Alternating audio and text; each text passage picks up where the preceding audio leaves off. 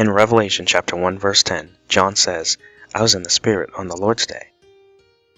John chapter 4 verse 24 says, "God is a spirit, and they that worship him must worship him in spirit and in truth."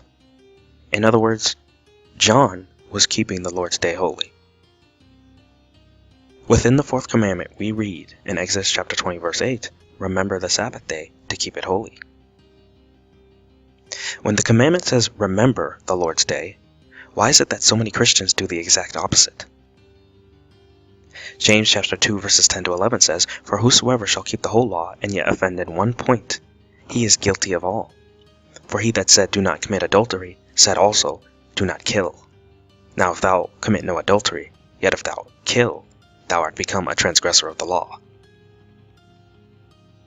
Likewise, if you do not kill, yet you break the Sabbath, you are a transgressor of the law."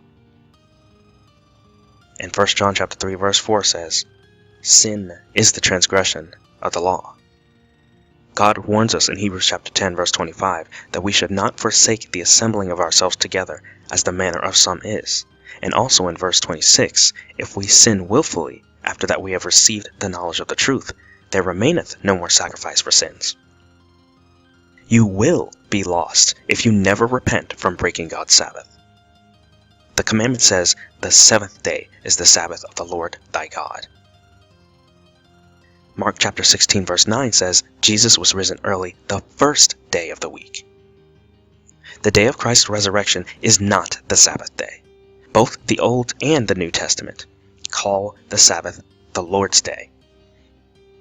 In Isaiah chapter 58 verse 13 it says, "If thou turn away thy foot from the Sabbath, from doing thy pleasure on my holy day, and call the Sabbath a delight, the holy of the Lord." In Matthew chapter 12 verse 8 says, "For the Son of Man is Lord even of the Sabbath day." There is not a single Bible verse that says that Sunday, the first day of the week, is now the Lord's day.